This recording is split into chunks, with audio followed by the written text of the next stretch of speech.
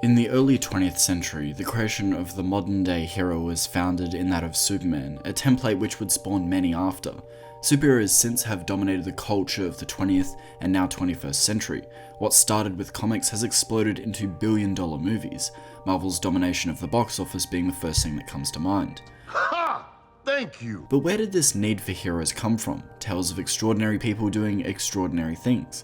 Was it always there? Is this just the modern incarnation of tales we've already seen?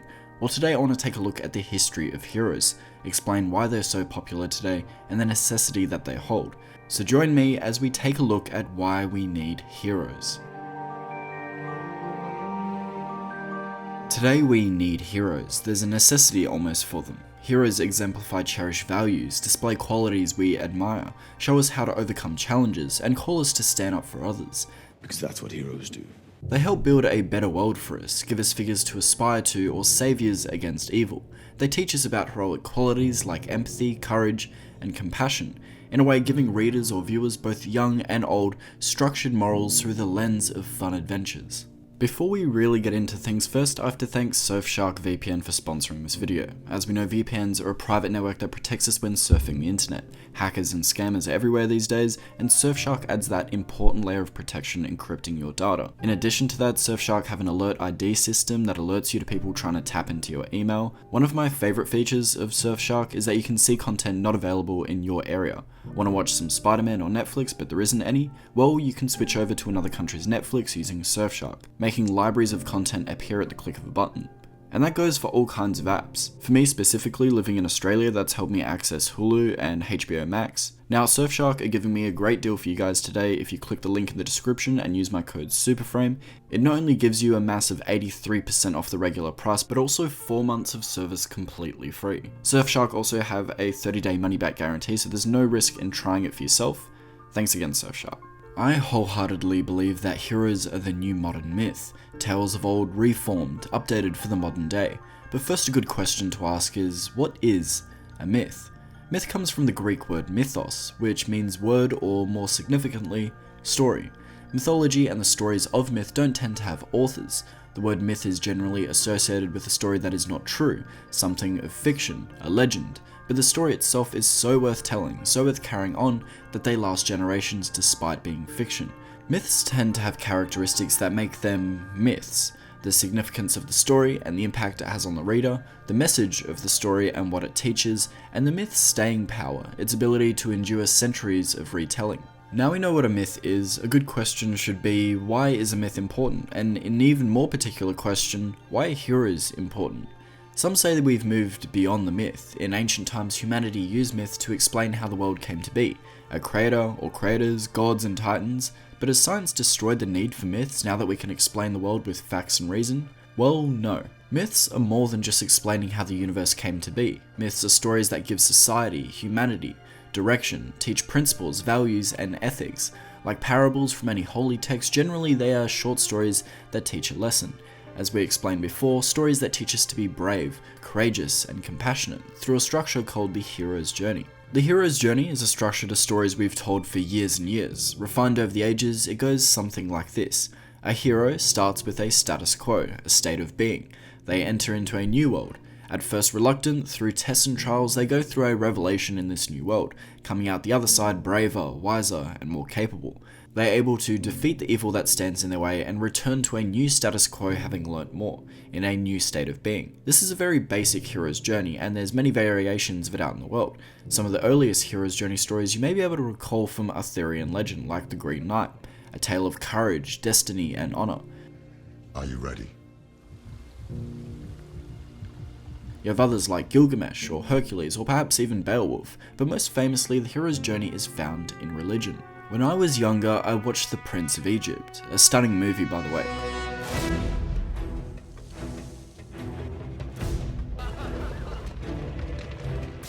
Moses' story sees him start out at a status quo, enter into a new world at first in denial. He learns things through tests and trials, meets some allies, seizes the sword so to speak as he takes up responsibility and comes out the other side rebirthed, a new man. This template is everywhere. Neo in the Matrix is a regular guy. Through entering into a new world, he learns things about his reality to not be true. This revelation forces him to rebirth himself in phoenix-like fashion as the One. He is the one. Neo, having gone through the hero's journey, comes out the other side a new man.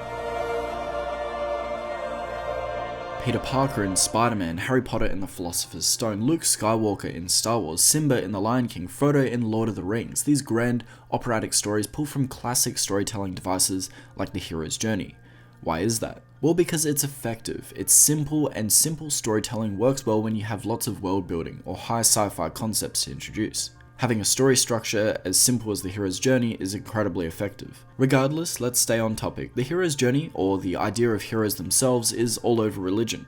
Religion in a way gave humanity people to worship, people to aspire to, people to be like. However, I'm not even sure that's true. I think the reverse may be true, that exceptional people were condensed up against even more exceptional people, so much so to the point where we had a meta-exceptional person, someone so amazing that they became a god. I think religion didn't create heroes, heroes created religion, someone for society to follow, an exemplar. This being said, in the 19th century, religion started to take a decline with the advancement of medicine and technology. This is something the German philosopher Nietzsche talked about greatly. So famously he said, "God is dead, God remains dead, and we have killed him." He professed that if we were to abandon religion and take up our own morality, that we would have to look to someone worthy in our society to look up to, in a way making them a god. Who will wipe the blood off us? Must we ourselves not become gods simply to appear worthy of it? What Nietzsche is describing here is his Übermensch, or his Superman, a man that could transcend the law of God to be our new saviour. I touched on this in my Superman video in great detail, so I won't repeat myself here, but what Nietzsche was pointing out here was the importance of a hero, of someone society could look to give us direction. Now, in that Superman video, I clearly point out how Nietzsche's Übermensch more clearly translates to Overman rather than Superman, that the qualities his Übermensch would display have some crossover with Lex Luthor as well as Superman himself, in a way the Übermensch being more fitting of Luthor, transcending the law of God, aka Superman, abandoning truth, justice, and the American way to take up his own morality. The truth sent you to the chair! I don't believe in truth. You can't measure it or hold it in your hands. I mean, what is truth? Seeing himself as a god. Part of why the idea of the celebrity or the idol is so huge in today's day and age is because of the transition from worshipping gods to worshipping men. Strangely, today we look to people who are chasing perfection and aspire to be them. As French sociologist Jean Baudrillard once said, "What is a society without a heroic dimension?" That people nowadays are not humbled by their idols, but in a post-God world, seek to be God. When someone comes up and says something like, "I am a god," everybody says, "Who does he think he is?" I just told you who I thought I was, a god.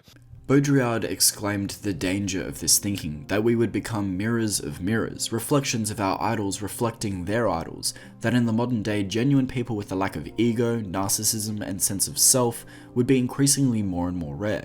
And this is where I land on Superman and his appeal. This to me is why this character has stood as a beacon, as a pillar of society, an aspiration of what humanity could evolve to, a paragon for humanity. Superman flies in the face of this ego, this narcissism, and this need to be a reflection of someone he idolizes. If Lex represents the ego chasing recognition, to be Metropolis's savior and have everyone know it, to transcend God, Superman, or Clark, is the humble man, a man with humility, kind, caring. He flies in the face of this rat race to be recognized as the new God. He doesn't want to be anyone's savior. This humbleness, to not want to be seen as a savior, is what makes him worthy of being that savior, or to use a different word, hero. He's just a guy doing the right thing without any need or want or praise for doing that right thing. He's just a guy that wants to help, unlike Lex, who wants praise for that help. All the things you said you would have done to benefit humanity if I hadn't been in your way, now's the time to prove it. If it wasn't for you, I could have saved the world. If it had mattered to you, Luthor, you could have saved the world years ago. You're right. There is a saying that power corrupts and absolute power corrupts absolutely. I've never found that to be true. To me, power just reveals character, and to extend that thought, I believe power attracts the corruptible. People will seek to use power to fuel their own agenda, to change the world in their image. But as a hero would say, it is not their place to use their power to exact their will on the world. You could have built a new Krypton in this squalor. I don't have any right to impose my will over... For those who have engrossed themselves in Dune, you may notice that the book is a deconstruction of the hero. If you had been unable to control your impulses like an animal, we could not let you live. You inherit too much power. A cautionary tale of power, and this is no mistake. Writer Frank Herbert talked about power greatly, and the dangers of hero worship. The problem with leadership is that leaders are human beings, and when they make mistakes, their mistakes are amplified by the numbers who follow without question.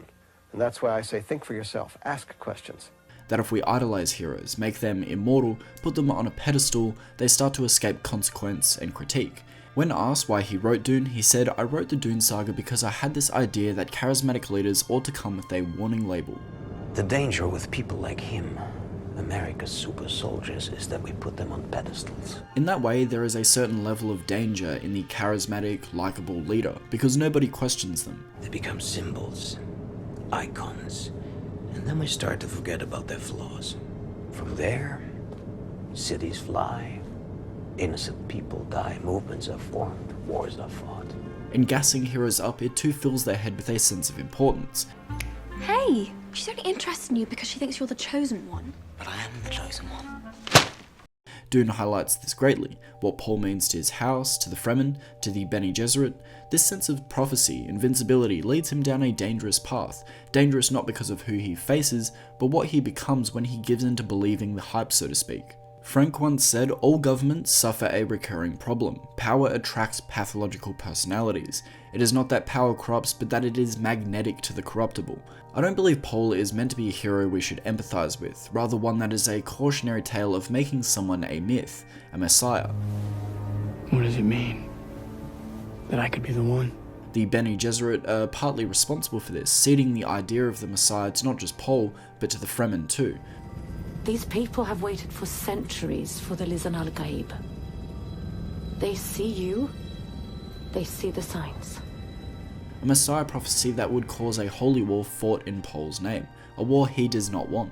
From aspirational, good-hearted heroes like Superman, Captain America, or even Aragorn, to chosen ones like Harry Potter, Neo, or King Arthur, these heroes define generations. Generally, it's commonly seen that these heroes are self-sacrificial, placing their life down in order to save others. In a way, a very Christ-like tale. However, their sacrifice, or the ability to sacrifice, has never been my driving motivation in why I like these heroes. So a good question is, why are these heroes attractive? Why do we like them specifically? Heroes tend to place a burden on their shoulders. This has most certainly popularized the notion that heroes must be self-sacrificial, and sure, whilst they can be, I don't believe it's their purpose, their goal to just die. They don't become heroes to lay down their life, but instead look at how they can make their life and the lives around them better too. Not self-sacrifice, but self-fulfillment.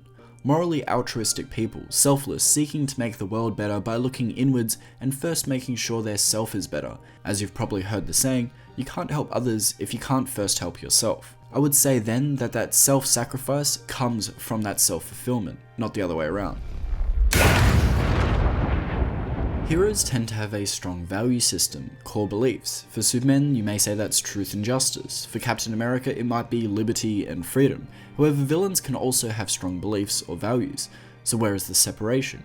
Heroism is defined as great bravery, yet plenty of villains can be brave too. Some start out as heroes, and because of their ambition, they fall to darkness. They have to be brave to do what many people can't, or won't. I'm the only one who knows that. At least I'm the only one with the will to act on it.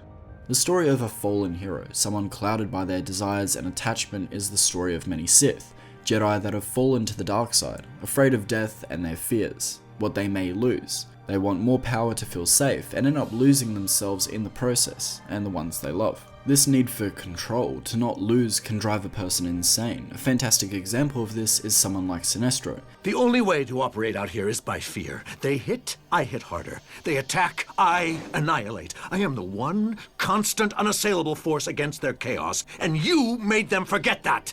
A man of order, he wants the core to be strong. He feels the Guardians are disenfranchised with the state of the universe. On the front lines, he feels he's seen what the universe is really like. He has this drive and focus to enforce a new power in the universe, the forbidden power of fear. Harnessed as an opposition to the power of will, he seemingly loses himself in his quest for a universe under control. His control. Some could say he's become ignorant in his pursuits, blind to what he's becoming. As Socrates once said, ignorance has caused a greater deal of suffering than evil intentions. To circle back around to Nietzsche, people like himself and Jung believed the decline of Christianity would remove tales of heroes, or their hero, that we would have a mythless world, a society without someone to aspire to. What has made no surprise to me is the success of the superhero in the modern day, the proto-myth. Society is desperate for heroes like Captain America and Superman, tales of men telling us that we can be better, that we must be better. Heck, that's the whole point of the story of Kingdom Come. New Age heroes losing their way only for an aspirational figure of virtue to be reborn, to be the guiding light this modern world so desperately needs. Even if the whole world is telling you to move, it is your duty to plant yourself like a tree, look them in the eye and say no. You move. I think it's safe to say the world is full of false idols. Lex Luthor is a blatant example of this, a man that is focused on his image, looking like Metropolis' savior instead of being a man of any real merit. I believe that the way a politician may use propaganda, and the way a celebrity may use marketing as a tool to make themselves appear more than, to appear above the rest, to say, hey, I'm important. As I've gotten older, I've realized the world is full of people chasing power. You know how much I sacrificed? I think that has subconsciously made me empathize with heroes that are just mortal men, who have greatness thrust upon them, and that have to deal with having a life and being a hero at the same time. Whether it's someone like Shazam, Spider-Man, Green Lantern, or Nova, these types of heroes are a breath of fresh air. Relatable, ordinary people learning to be great, learning to be responsible, to be worthy of their power.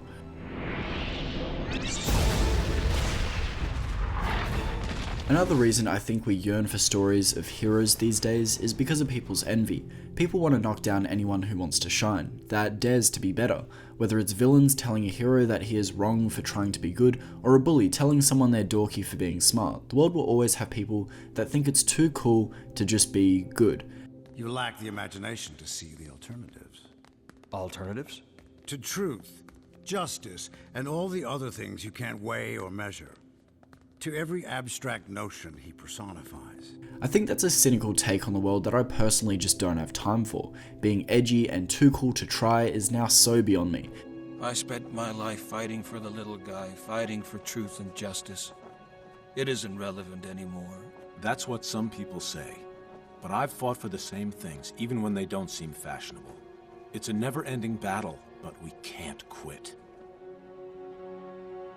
I'm not the man you think I am. I'm too weak to fight anymore. You're stronger than you know, Mr. Ackerson. Part of why I think heroes are important is because they show us we can be better and make us feel good for trying to be. This is very much the basis for Superman and Luthor's dynamic, a man that is cynical and believes that cynicism to be wisdom, versus a man that is hopeful, optimistic, seen as naive, when that just isn't the case. Cynicism is not wisdom, and optimism is not naivety. Just because you're optimistic, that doesn't mean you can't have depth. Carl Jung, one of the most important minds in modern psychology, provided this thought. Life can be black and white. You can choose to be ignorant, choose to exist on the surface, so to speak. You can believe that the world is good out of naivety, or you can go down the pits of hell. You can understand how bad the world really is. Now, one would ask, why would you do this? Isn't understanding evil a quick way to depression and similar thoughts? Why would you voluntarily go to hell? Well, he suggested that the trick to getting out of hell is understanding that the world is evil, but choosing to still be good regardless. This might be the existential struggle that someone like Batman faces, a man that understands evil, but chooses to be good. All I've ever wanted to do is kill him. But if I do that, if I allow myself to go down into that place, I'll never come back. See, maybe a man is greater when he's aware of being in an evil world and still choosing to be good, rather than a man naive of how evil the world is. Maybe heroes shine brighter, become greater as they become more and more aware of evil and malevolence, not just in the world, but within themselves. Jung famously talked about the shadow, the unknown, the unconscious part of ourselves, the darker side, the part we are not aware of. That if we are to become whole people, we should make an effort at making the unconscious conscious, that self-knowledge and understanding ourselves would make us better people. A part of all of us is our shadow. For Luke Skywalker, he has to confront this truth, that he could become his father, that a part of himself is his father. When you chase the light, the shadow grows larger, more defined. Jung said, when one tries desperately to be good and wonderful and perfect, then all the more the shadow develops a definite will to be black and evil and destructive. People cannot see that they are always striving to be marvelous, and then they discover that terrible, destructive things happen which they cannot understand, and they either deny that such facts have anything to do with them, or if they admit them, they take them for natural afflictions. The fact is that if one tries beyond one's capacity to be perfect, the shadow descends into hell and becomes the devil. What Jung is saying here is when one tries to be perfectly good, they are blinded by their shadow. You could say this is the case for the Jedi Council in the prequels, blinded by their hubris, righteousness, and sense of being good. It is a hero like Luke Skywalker that acknowledges their evil within. That acknowledges he is his father. And this revelation completes Luke's journey in Return of the Jedi. I'll never turn to the dark side. I am a Jedi, like my father before me. The aim of this video was to answer the question why we need heroes, but as that question evolved, it became what is a hero? Are heroes relevant in today's day and age? What is good? These questions I've posed are for you to answer. If anything stands out, have a crack. If there's something I've said that's made your mind start to tick, feel free to create a discussion below. I think a genuinely fair question to ask is, what is being a good man? What is being great? What is being ethical? Well, they're questions I'd like you guys to answer. What do you think makes a hero? If you like this video, maybe share it with some friends. As always guys, I'll see you guys in the comments below. Have a nice day. Ciao.